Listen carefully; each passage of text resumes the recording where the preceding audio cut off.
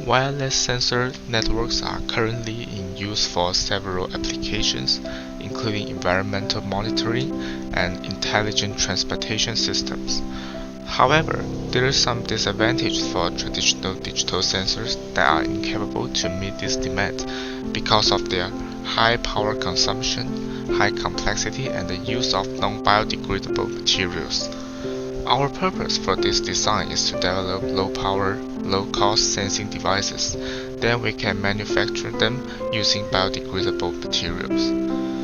Compared to the traditional digital sensors, we use a single field effect transistor to encode the value instead of using the analog to digital converter. The same goal can be achieved with lower power consumption and lower complexity, which is the technique of analog joint source channel coding. The fundamental power of analog joint source channel coding, AJSCC, lies in its ability to compress two or more sensor signals, such as temperature and humidity, into one signal with controlled distortions. In general, AJSCC is utilizing a low-complexity technique which is used to reduce the power consumption and cost. The most basic kind of AJSCC uses channel mapping as its encoding method. In this simple example, we can see the benefit of AJSCC. Two different pieces of information can be converted into a single piece of information. Thus, if we only have a room to store 100 pieces of information, then channel mapping enables us to store 100 data pairs. Without this encoding, we can only store 50 data pairs. When the rectangular form cannot satisfy the requirement, there are many other choices, such as mapping with Archimedes spiral. This technique can be used as a bandwidth-reducing mapping in a joint source channel coding system. The combined point of two Gaussian sources is mapped onto a double Archimedes spiral, and the squared angle from the origin to the mapped point is transmitted as a channel signal. However, through this project, we are using a new method instead of these classical ways, which is related to MOSFETs. Like other AJSCC mapping schemes, the MOSFET design achieves better trade-off between channel noise and approximation noise, and it can be built by all analog components to achieve an ultra-low power realization of AJSCC. Through this technique, it is able to achieve a few tenths of microwatts power consumption for the encoding circuit, because the analog sensors that comprise the lowest tier of the wireless sensor network only sense and transmit, but do not perform any processing like traditional digital sensing modes. Then we would like to introduce the transmitter antenna part, about how it can collect and quantize data in the wireless sensor network. In this case, the singular MOSFET converts two groups of data to a single group. In other words, values of VGS and VDS are transmitted into IDS, which increases the storage capacity. Here is the detailed diagram about the circuit in LT-SPICE and breadboard, which does the proper quantization of gate-to-source voltage. We select 125 voltage as our input with 0.5 quantization level. These are the simple voltage dividers. Start from 125 volts with 0.5 quantization level, which provides power source to the other chips, and the output is selected from one of these values.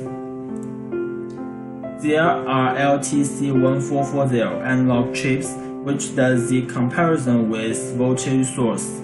The outputs of these four chips are the control inputs in the following steps. This control part is combined by LTC1047 and 2x1 muxes. The main function of this is dividing the input, the original VGS, into integral and fractional parts, and decide which mux will be selected to generate the final output VGS quantized. Here's another control part, which do the comparison between the fractional input with 0.5 and 0.25 and 0.75 separately, due to the 0.5 condensation level requirement. It can decide the channel used in the output part, so when it works with the previous control part, the final output is selected. Now is the output part. It's controlled by the whole system and generates the final output and transmit it to the singular MOSFET.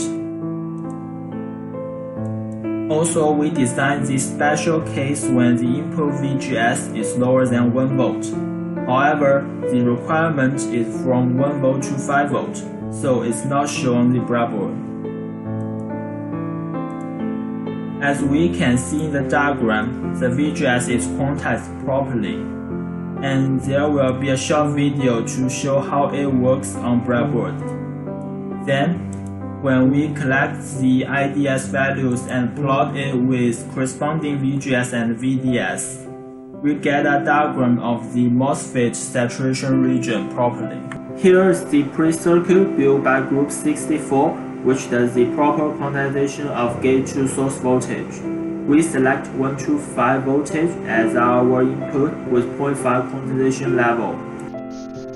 During the process of signal transmission, we let the current generated by MOSFET go through frequency modulation block, which can transform the signal from time domain to frequency domain. Then we add white Gaussian noise to the signal to simulate the noise during the transmission. The following graph shows the simulation we made for the transmission process of the signal.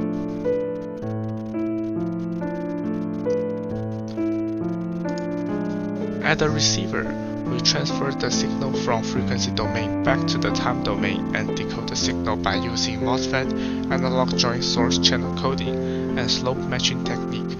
Peak frequency is mapped back to AJSCC voltage, which is then decoded to sensor values.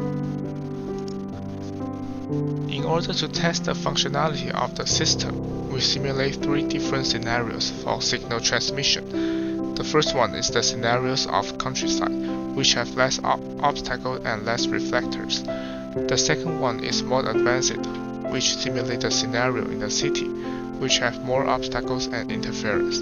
At last, we simulate the signal transmission in a moving transmitter or receiver, which include the Doppler effect. We try the speed of 250 km per hour and 5 km per hour. We do a convolution between channel gain and the transmitting signal to generate a new current signal. To calculate the mean square error, we vary the signal noise ratio from -100 to 0 dB, the x-axis in the plot, for varied bandwidth from 50 to 500 kHz as the y-axis in the plot. From the plot, we can see that in any bandwidth, the mean square error drops down as signal noise ratio is -20 dB for every scenario. So we can say that this wireless communication system is working functionality and properly at different scenarios. Our system can be used in simple and complicated environment and terrain. We divided our system into 3 tiers. Each of them work independently. Tier 1 analog sensor nodes perform sensing and communicate with a digital cluster head via analog joint source channel coding. Tier 2 digital cluster head perform computation, processing, and control, and digitally communicate among themselves and with the Tier 3 fusion center.